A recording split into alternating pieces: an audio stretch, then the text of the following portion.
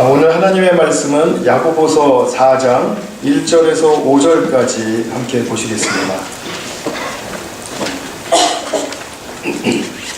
야고보서 4장 1절부터 5절까지, 제가 4절까지 읽고 5절은 함께 봉독하겠습니다. 너희 중에 싸움이 어디로부터, 다툼이 어디로부터 나느냐? 너희 지체 중에서 싸우는 정욕으로부터 나는 것이 아니냐? 너희는 욕심을 내어도 얻지 못하여 살인하며 시기하여도 능히 취하지 못함으로 다투고 싸우는도다. 너희가 얻지 못함은 구하지 아니하기 때문이요 구하여도 받지 못함은 정욕으로 쓰려고 잘못 구하기 때문이라. 가늠한 여인들아, 세상과 벗된 것이 하나님과 원수됨을 알지 못하느냐? 그런즉 누구든지 세상과 벗이 되고자 하는 자는 스스로 하나님과 원수되는 것이니라. 같이 너희는 하나님이 우리 속에 거하게 하신 성령이 시기하기까지 사모한다 하신 말씀을 헛된 줄로 생각하느냐. 아멘. 참 어려운 말씀부터 좀 드려야 되겠는데요. 사람이 살아가면서 가장 인정하기 싫고 가장 만나기 싫어하는 것이 자기 자신이라고 생각이 됩니다. 특별히 자기가 무언가를 지금 추구하고 또 그것을 향해서 열심히 노력하는 이유가 그냥 어떻게 하다 보니까 어쩔 수 없이 시작해버려도 또 하다 보니까 다른 사람들이 그거 좋은 거라고 얘기해주고 또 칭찬도 해주고 격려도 해주니까, 그러니까 내가 그냥 하고 있는 것이라면 더더욱이 나의 진심과 만나기가 싫어질 것입니다. 왜냐하면 그 진심을 만나는 것이 두렵고 무섭기 때문이죠. 또 이런 경우도 있습니다.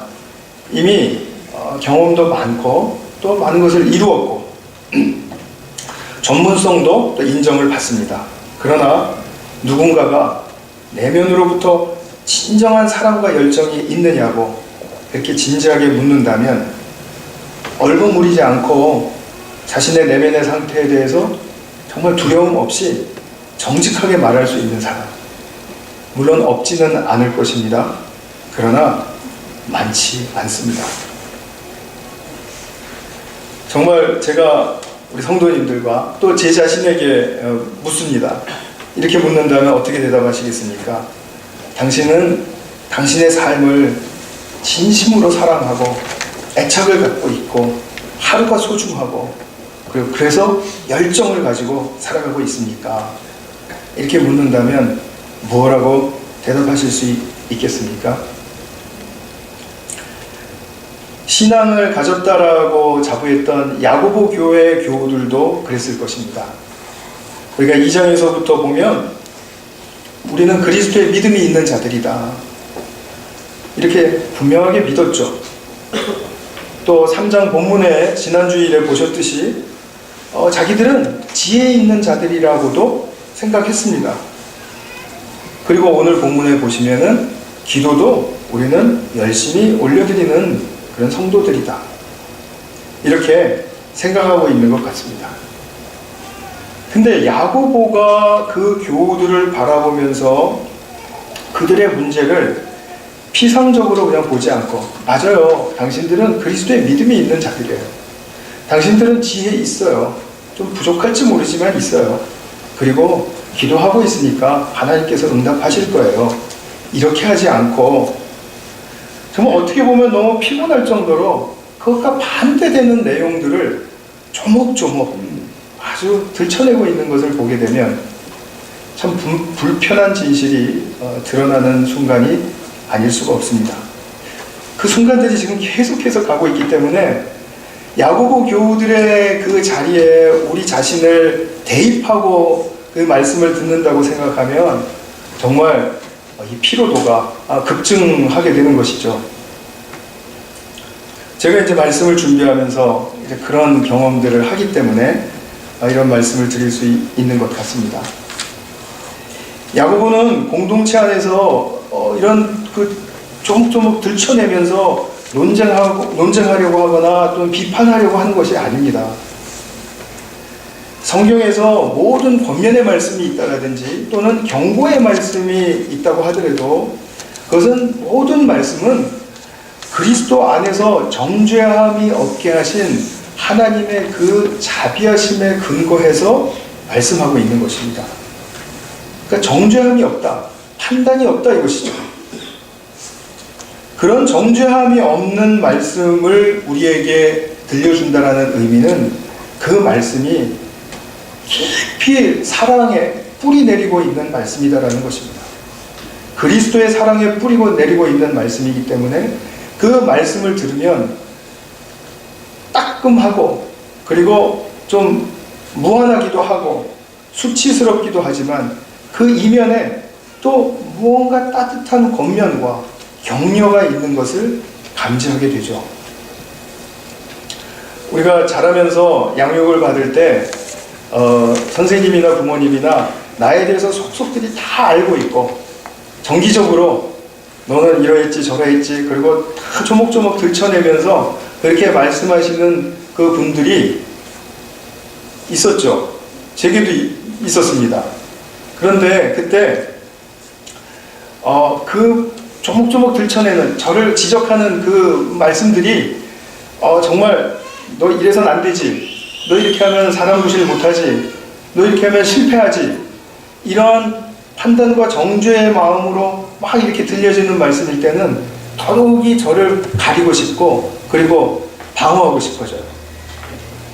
그러나 그런 말씀이 들려지더라도 그 속에서 따뜻한 사랑의 온기가 느껴지고 그리고 저렇게 말씀하시는 분 내 편이지, 내가 실수하고 내가 망가져도 저분은 나의 편을 들 뿐이지, 이렇게 생각이 들면 뭐 부모님이든지 또는 선생님이든지 그분에게 호감이 가고 끌림이 있을 수밖에 없죠. 그래서 우리 학교에 다니면서 보면은 초반에는 굉장히 엄격하고 무서운 선생님인 것 같았는데 그분의 스타일은 변하지 않는데도 불구하고 학기가 시작되고 또 중간으로 가고 또 말로 이렇게 치닫으면서 그 선생님이 좋아지는 경우 많이 경험하시지 못했습니까? 그래서 야고보가 지금 조목조목 들춰내는 이러한 그 말씀의 성격은 사랑에 뿌리 내리고 있는 자비하심에 근거한 정죄함이 없는 말씀이다. 이렇게 분명하게 들으실 수 있으면 좋겠습니다. 그렇게 되면 그 하나님의 말씀은 나의 영혼을 깊이 비추어서 드러내는 그런 거울로서의 역할을 잘 감당하게 됩니다. 나를 보려고 할 때 여러분 모두가 다 거울을 보시죠? 근데 거울을 볼 때 거울을 보려고 거울을 보는 사람이 있습니까? 한 분도 없죠? 그런 분은 없습니다. 나를 보려고 거울을 봅니다. 그렇죠? 우리가 하나님의 말씀을 듣거나 또는 읽거나 묵상할 때에도 그것 자체로서 그냥 이런 것이 있구나, 그리고 나의 지식의 어떤 한 측면을 쌓으려고 하는 것이 아니라 그 말씀이 내게 비춰지는 거울로서 그렇게 역할을 감당하게 하려면 그러면은 그 말씀에 진짜 그 사랑의 음성이 들려져야 되는 것입니다. 그 말씀이 나의 내면에 비춰지면 내 속에 있었던 감추었던 나의 모습들이 드러나기 시작하고 그리고 바로 거기서 하나님의 말씀의 역사가 무엇인지 우리는 경험할 수 있게 되는 것입니다. 그래서 야고보서의 말씀이 그 교우들을 향해서 정말 어떠한 영적인 진단을 하고 있고 또 그들을 어떻게 진리로 이끌어가고자 하는가에 대해서 우리는 늘 관심을 가지고 지금 보고 있는데, 오늘 지금 말씀드린 이런 측면, 자기 자신을 정말 말씀에 비추어서 이렇게 드러낼 수 있다는 것, 자기 자신을 발견할 수 있다는 것, 그것이 과연 어떤 의미인가를 이제 기저에 깔고 그리고 오늘 말씀을 경청해 주시면 도움이 되시리라고 이렇게 믿습니다. 그래서 오늘은 제가 이제 크게 세 가지 주제를 다룰 텐데요. 첫 번째는 야고보 공동체 교우들의 그 영적인 진단을 어떻게 내리고 있는가. 두 번째는 우리가 행하고 있는 어떤 종교적인 행위, 뭐 예배도 그러하고요. 기도 또는 뭐 묵상, 뭐 여러 가지 봉사, 섬김 이러한 것들과 또 우리가 일반적으로 사회에서 인정받을 수 있는 도덕성 그런 것들이 내 자신을 밝히기에 얼마나 큰 방해거리가 되는가 하는 것을 좀 말씀드리고 싶어요. 그래서 세 번째로 제가 결론적으로 말씀드리고 싶은 부분은 그러면 진정으로 교회에서 누릴 수 있는 기쁨은 어디에 근거해야 하는가?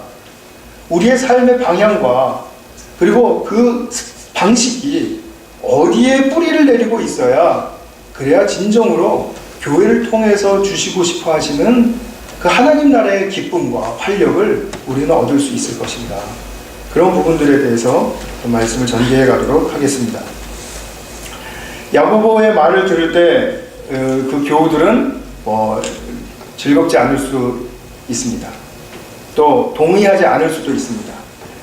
정말 좀 너무 까다롭게 얘기하는구만 이렇게 얘기할 수 있습니다. 그러나 야고보는 지치지 않고 영적 진단을 내리죠. 첫 번째로는 교회 안에서 자기 자랑과 싸움은 각자의 내면 속에 정욕 때문이다. 여기서 자랑과 싸움이라는 것은 막 거칠고 막 말싸움을 하고 뭐 육체적으로 싸우고 이런 싸움 아니죠. 텐션이 있고 서로 눈치 보고 내 이득을 더 챙기기 위한 것, 내가 더 높아지려고 하는 것, 이제 그러한 측면에서의 씨름들을 포함하는 것이죠. 여기서 그런 이유는 정욕 때문이라고 얘기합니다. 여기서 이제 뭐 정욕이라는 것은 세상과 겉대기를 원하는 것. 또 우리 오늘 성경 말씀에도 보면은 세상과 겉대기를 원하기 때문에 하나님과 분리되고 원수되어지는 것. 근데 자기 자신들은 그런 상태를 모른다라는 것입니다.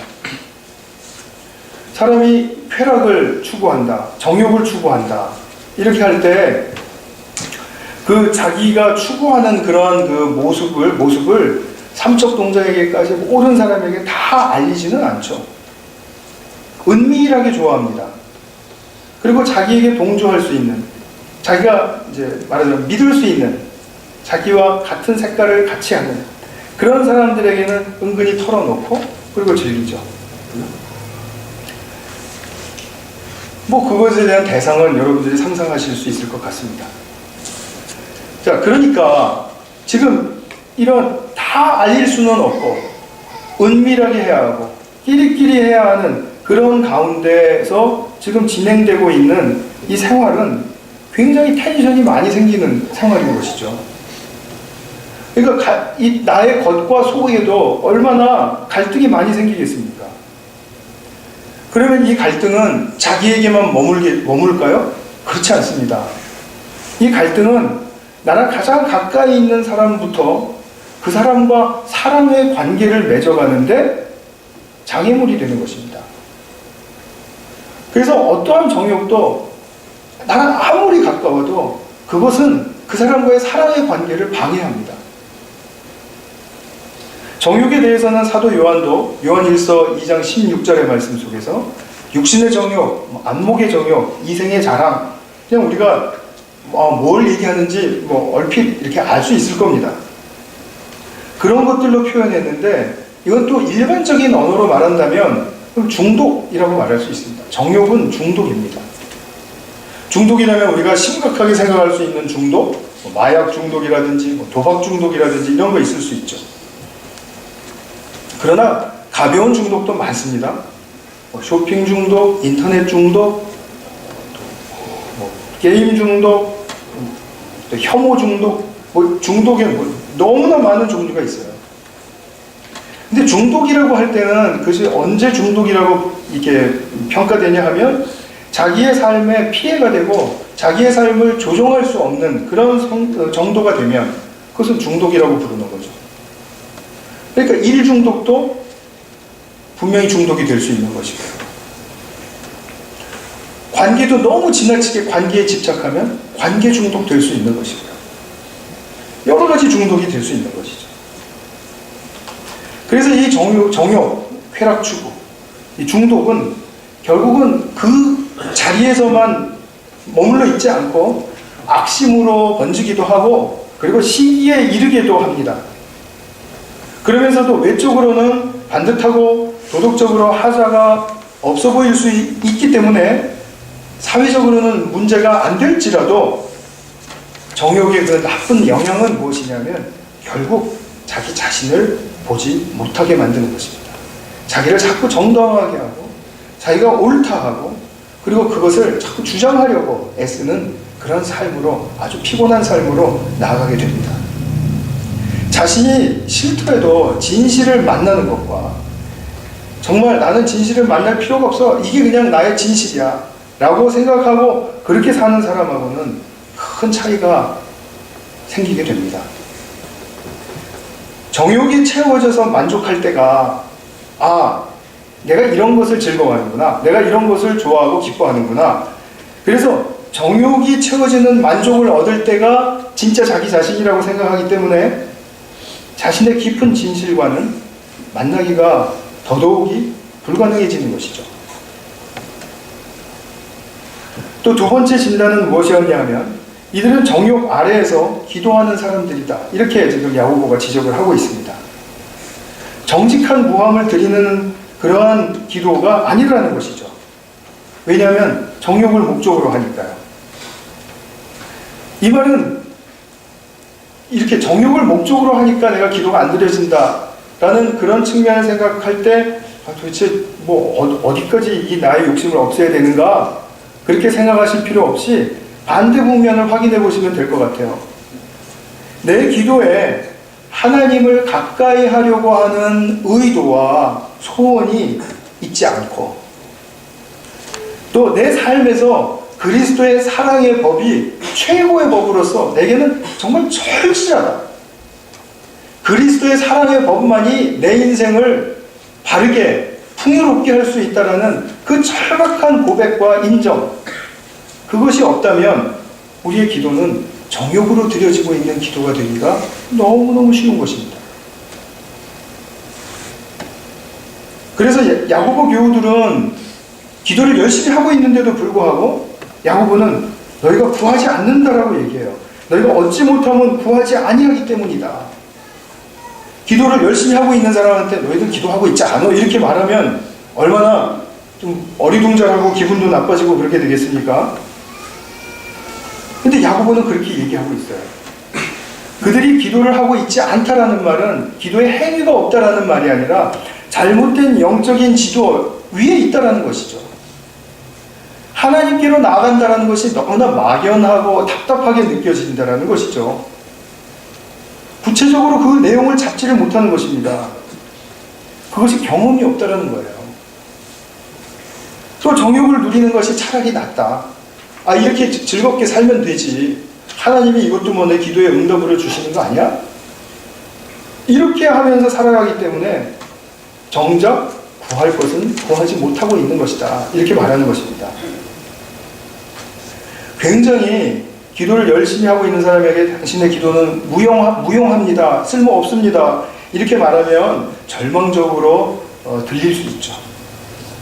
그러나 그런 기도를 드리면서 계속 자기 자신의 양심에 비추어 볼 때도 이런 기도 말고 조금 더 정말 진실한 기도가 있을 것 같은데 정말 무언가 더 하나님께 올려드려지고 통하는 기도가 있을 것 같은데 하는 그런 것을 막연히나마 느끼면서도 자기의 그 기도의 습관을 떨쳐버리지 못하는 그런 단계 속에서 당신의 기도는 지금 기도 아닙니다 라고 말하는 것은 역으로 희망의 말이 될 수도 있습니다. 왜냐하면 그래요? 그럼 어떤 기도가 진짜 기도죠? 하고 물어보고 그 바른 기도에 대한 안내를 받을 수 있기 때문에 오히려 당신의 기도는 틀렸어요 라고 말하는 것이 오히려 더 유익한 결과를 가져올 수도 있을 것입니다. 그러니까 우리는 바른 기도에 대해서 배우려면 항상 나의 자신을 채우려고 하는 것보다 또 나의 소원을 이루려고 하는 그것보다는 내가 이것을 통해서 하나님께 더 가까이 가고 하나님을 더 잘 알고 하나님에 대한 더 친근감이 더 생기기를 원하고 내게 가까이 다가오신 하나님이 나에게 도대체 어떠한 모습과 어떠한 감정과 어떠한 느낌으로 있는지를 알기 원하는 그 소원을 가지고 기도를 한다면, 그 다음에 뭐 하나님 내 공부도 잘 되게 해주시고 우리 교회도 좀 잘 되게 해주시고 우리 가정도 좀 풍족하게 해주시고, 괜찮아요. 우선순위가 분명하면 괜찮다라는 말씀입니다. 어떤 기도도 들려집니다. 근데 이 우선순위가 빠져 있으면은 그 기도는 정욕의 기도로 전락돼 버리고 만다라는 것이죠.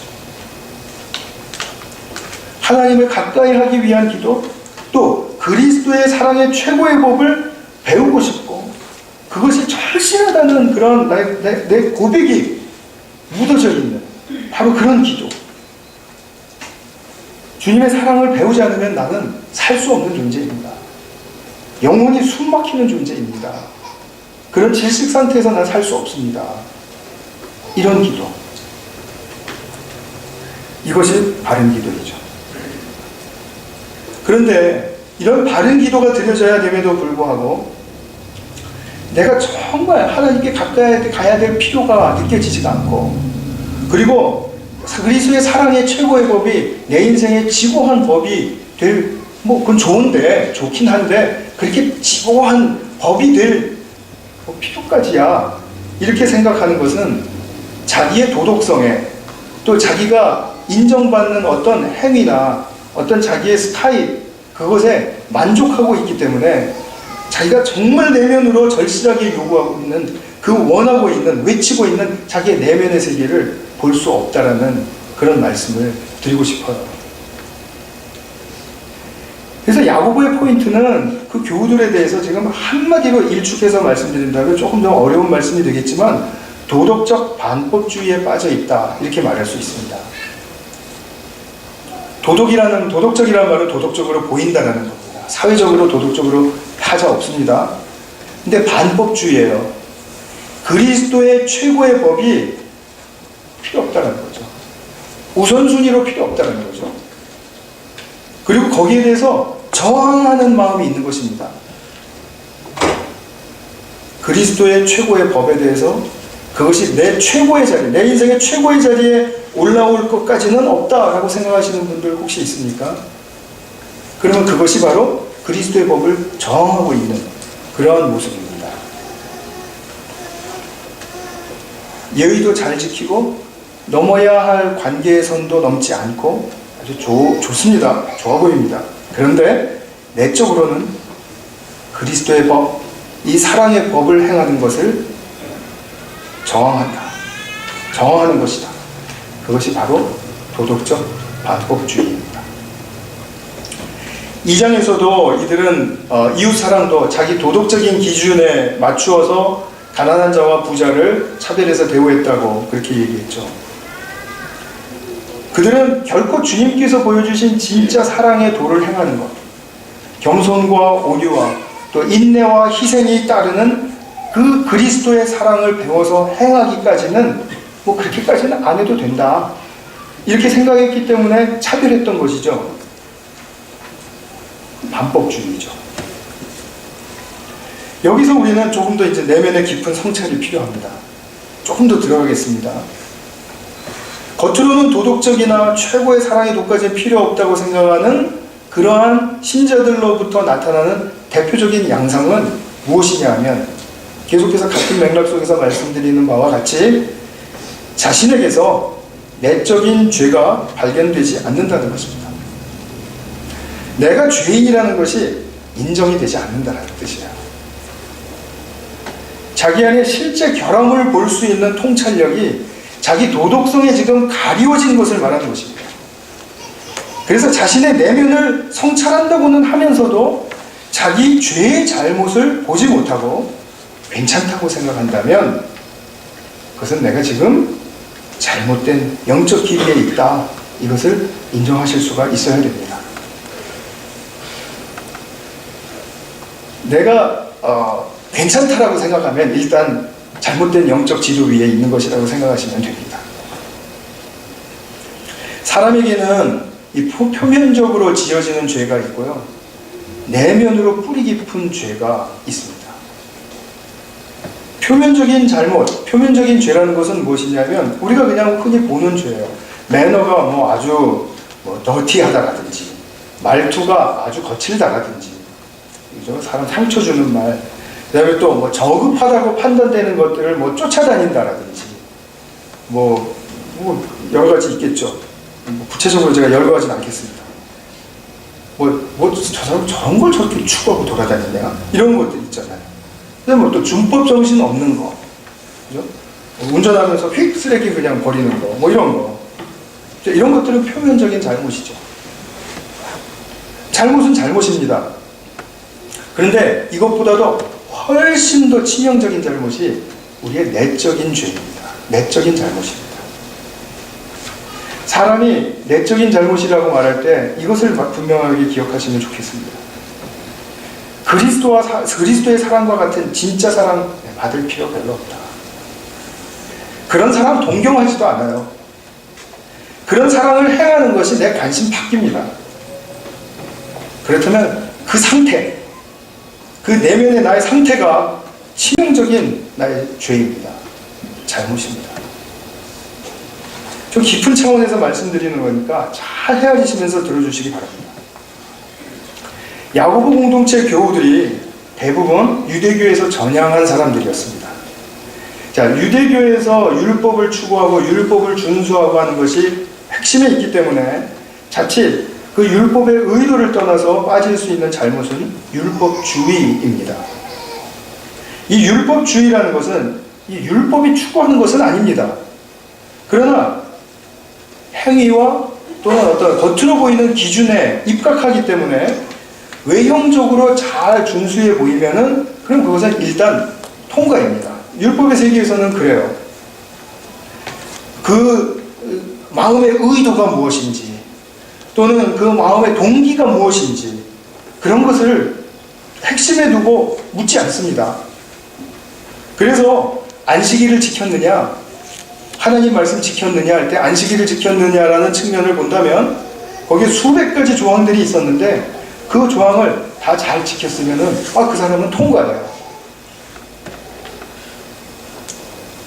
외형적으로 지키지 못했으면은 어떤 절박한 상황이 있었는데도 불구하고 안식일을 범한 것입니다. 그렇게 취급이 됩니다. 제사에 드릴 제물의 상태가 겉으로 보기에 기준을 통과하였는지 아닌지가 중요합니다.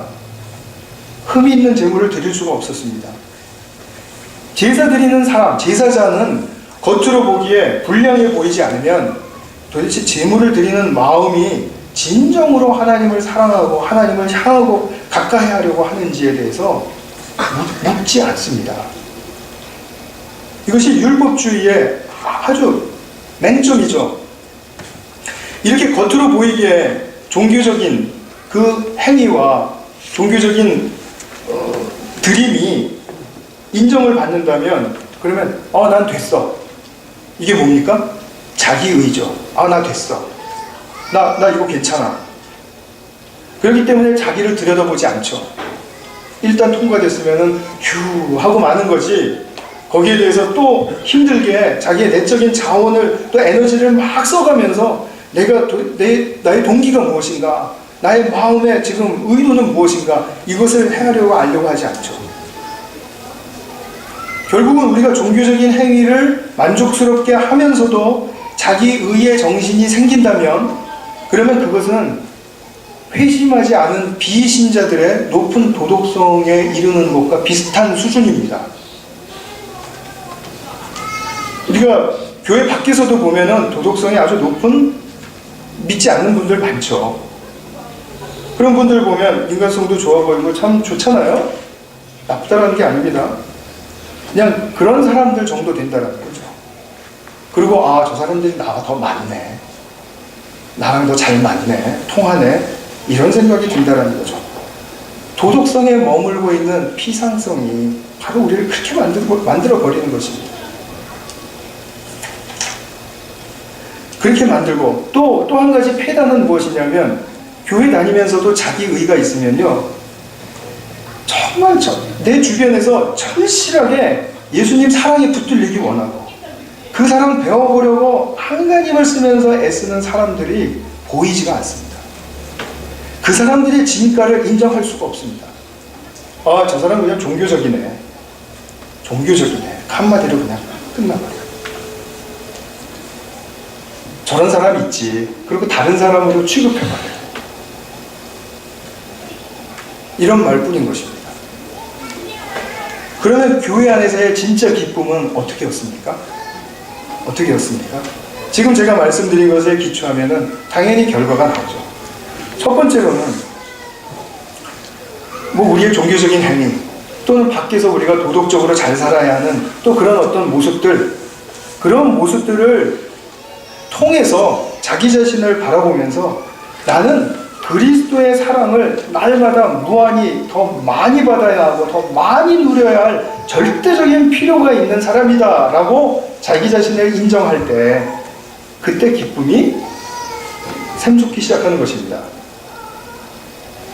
교회는 그리스도의 사랑의 힘이 직접 통하는 곳이기 때문에, 아주 직접적으로 통하는 곳이기 때문에, 그래서 우리는 주님의 몸이라고 표현되죠.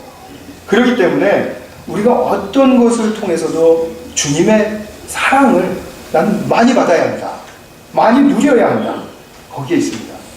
본문의 표현으로 하면 5절에서 성령이 시기하기까지 사모한다 하신 말씀을 헛된 줄로 생각하느냐. 아마 이 말씀은 성경에 지금 야고보서에만 딱 한 군데 나와 있는 말씀인데 그때 당시에는 굉장히 유행했던 말씀 같아요. 아주 사람들이 다 잘 알고 있는 말씀. 그래서 지금은 사라진 사본에, 그때는 존재했죠. 그때는 존재했지만 지금은 사라진 사본에 기록된 말씀이 아니었을까 하고 학자들이 그렇게 생각을 합니다. 성령이 시기하기까지 사모한다. 주님이 우리를 열심을 가지고 질투하기까지 사랑을 한다. 그러면 우리가 그 사랑을 받지 않으면 안달이 나시는 거죠. 그 정도로까지 사랑을 한다. 그런데 우리는 그 사랑이 절절하게 느껴지지 않는다. 그럼 거기 주님과의 만남이라는 것이 불가능해지는 것이죠. 우리가 분명하게 아셔야 될 것은 뭐냐면 참 사랑을 받지 못하면 결코 평생 동안 진짜 사랑할 수 없습니다. 그러니까 저 사람이 나를 참으로 사랑해주면 내가 저 사람을 참으로 사랑할 수 있다, 이런 뜻이 아니고요. 참사랑 되신 그리스도의 사랑을 우리가 배우지 못하면 그럼 우리는 그 배워진 것이 없기 때문에 행할 것이 없게 되는 거예요. 그러면서 야고보 교우들과 같이 자기 기준에 맞추어서 사랑의 이제 모습들이 다 드러나는 것이죠. 인간적인 차원으로. 그래서 저 사람들에게는 이 정도 사랑해줘도 돼. 저 사람들에게는 이 정도 사랑해줘도 돼. 이렇게 자기들의 자꾸 그 기준이 생긴다는 겁니다. 사람이 이렇게 자기 기준으로 진짜 사랑을 할 수 있다고 믿는 것은 큰 착각입니다. 우리가 자꾸 넘어지게 하는 그 장애물입니다. 참 사랑은 원천적으로 그리스도의 사랑으로부터 배워지는 것입니다.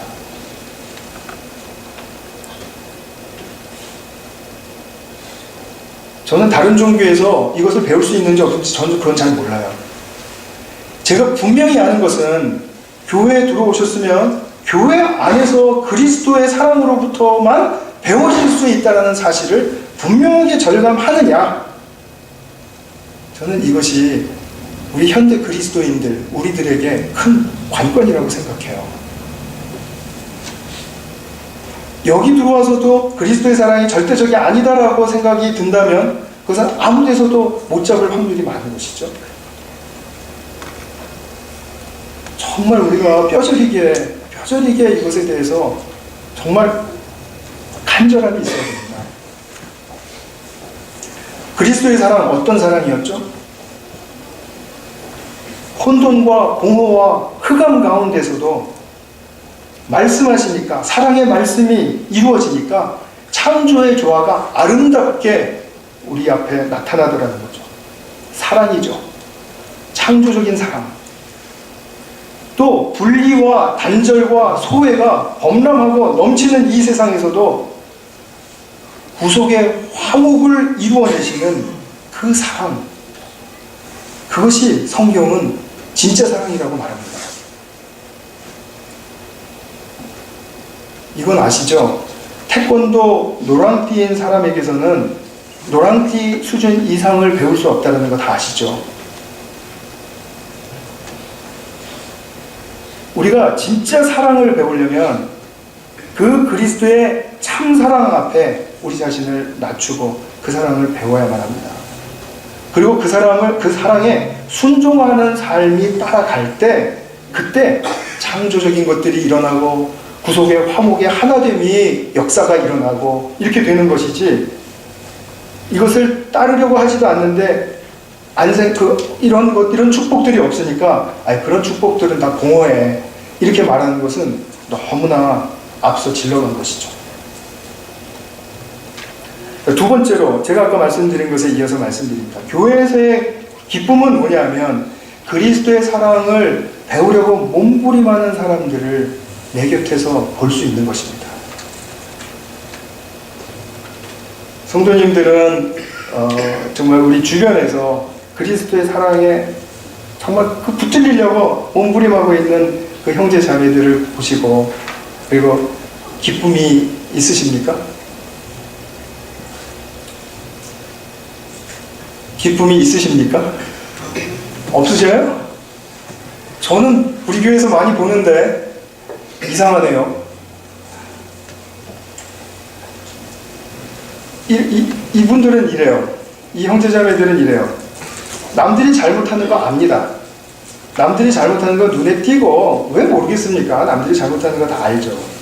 그러나 그것이 큰 문제가 아니라 그 큰 그리스도의 사랑을 받고 있다는 내가 아직도 사랑의 수준이 이 정도밖에 안 되는구나를 깨달으면서 다른 사람의 눈의 티를 문제시하지 않습니다. 정말 큰 문제는 뭐라고 생각을 하냐 하면 더 깊은 사랑의 세계를 보지 못하게 하는 내 눈의 대들보입니다. 각자가 우리 자신의 눈에서 대들보를 발견하신 적 있습니까? 발견하신 적이 없으면 아직도 대들보에 가려져 있는 거예요. 그 말씀은 분명하지 않습니까? 그죠? 그러나 내 눈에 대들보가 정말 문제가 된다. 이게 나의 문제다. 나의 문제. 이렇게 절박하게 고백을 하는 사람은 겸손할 수밖에 없죠. 내가 내 자신을 보려고 할 때 남의 눈에 튀는 참고는 됩니다. 그러나 정말 중요한 것, 정말 천배 만배 더 중요한 것은 무엇보다도 내 눈에 대들보를 치워야 하는 것이죠. 대들보가 무엇 때문에 보이지 않습니까? 나의 종교적인 행위나 아니면 나의 알량한 도덕성에 가려져서 대들보 보이지 않는다는 것입니다. 그래서 우리가 교회에서의 기쁨을 회복하는 데 있어서 나는 그리스도의 사랑이 절실하게 필요하다. 그리고 내 주변에는 그 그리스도의 사랑을 절실하게 추구하고 그리고 애써서 배우려고 하는 형제자매들이 있다. 이것을 통해서 우리의 눈에 대들보를 더 치워낼 수 있고, 그리고 그것이 치워질 때 나의 진실한 모습과 만남이 이루어지죠. 그래서 그때는 구하여도 받지 못할 정욕의 기도를 극복할 수 있고, 우리의 소위 도덕성과 경건의 피상을 넘어서는 기도를 드릴 수 있게 되는 것입니다. 나의 도덕과 나의 경건을 넘어서서 밝게 비추어 주시는 그리스도의 사랑의 세계가 이토록 아직은 부족하고 누추하지만 나의 진실 속에 날마다 열리시는 그런 귀한 성도님들의 삶이 되시기를 축원합니다. 같이 한번 기도하겠습니다.